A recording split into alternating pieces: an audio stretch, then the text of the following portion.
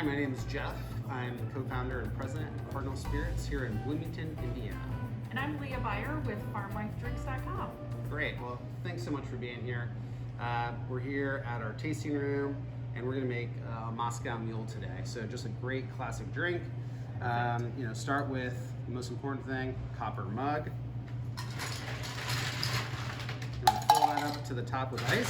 So explain the copper mug and the Moscow Mule. Why is that so important? Yeah, well, copper and distilling have been always traditionally linked.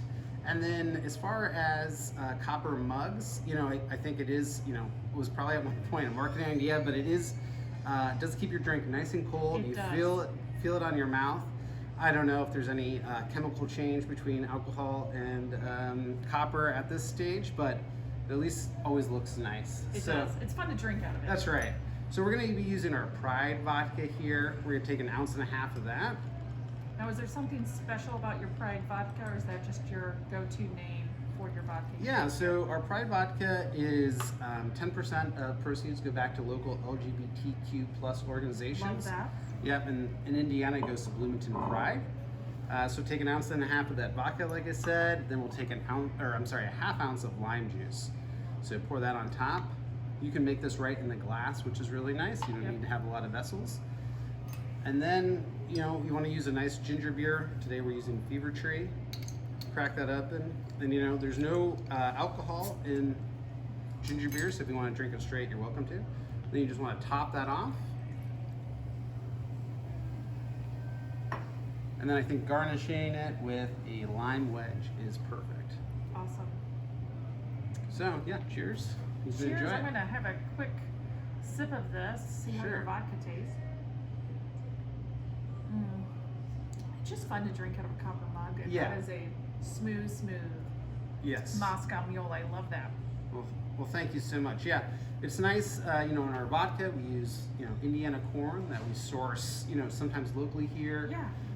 Certainly in the southern part of the state. Also, we're getting some up from Marion, Indiana now as well, northern part of the state. So it's great to be able to use local products whenever we can. That is awesome. Yeah.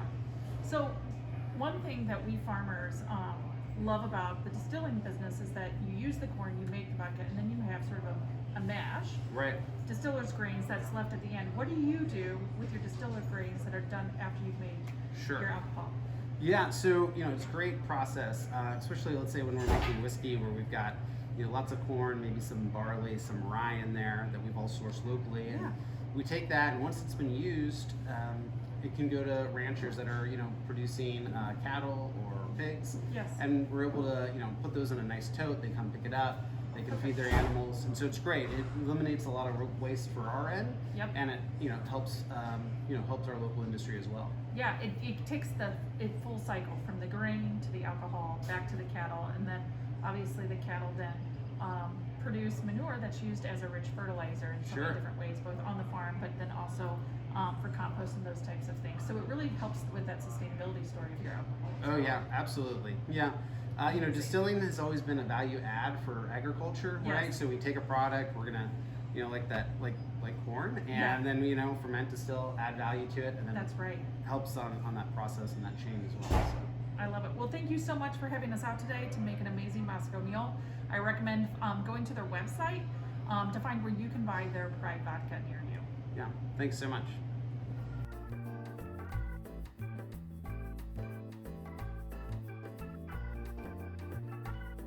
There's great breweries and great wineries already in Indiana, but the distilling movement was just getting going across the country. And certainly there's some distillers like Huber's down south that were doing really amazing things. There's a really large distillery in Lawrenceburg called, now it's called MGP, but it used to be a Seagram's facility. But we've got some really great natural resources here. Certainly corn, right? Right. All that Kentucky bourbon that they talk about and all that corn, a lot of that corn comes from Indiana, right? And right. We're feeding that bourbon. That's right, and nobody's going to get it better than us here. We've got great water, and then certainly Indiana's a great manufacturing and logistics hub. It's really a great location. We're really proud to make all kinds of spirits here in Indiana that really reflect what Indiana has to offer and can show it off to the world. Yeah. The Indiana Grown program here in Indiana, ran Yeah. through our Department of Agriculture, has really brought to life just how diverse our agriculture is. So while corn and beans and pigs and cattle might be the base of our agriculture, it is so much more diverse and Oh, it interesting really than is. that. And it really is shown through your distillery. Yeah, you know, that the Indiana Grown program is tremendous. The state's always been very helpful and very business friendly, which is great, especially about connecting Indiana businesses with other Indiana businesses. You know, we've been to great meetings and I don't know if you call them like conventions, but you know, where we met you know, retailers that wanted to bring in Indiana-made products, and that's been tremendous for us too. It is a really nice ecosystem here. Yeah, absolutely.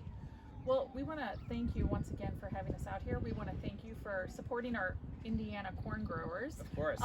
who are the base of these really tasty liqueurs Yeah. and hence cocktails. And want to encourage everyone, if you're looking for a great adventure, come down to Bloomington and experience Cardinal Spirits. We'd love to have you. Yeah, great tasting tours. You know, come in, grab some food, drinks, whatever you want. So we'd love to have you. Thank you so much, Jeff. Thank you. Cheers.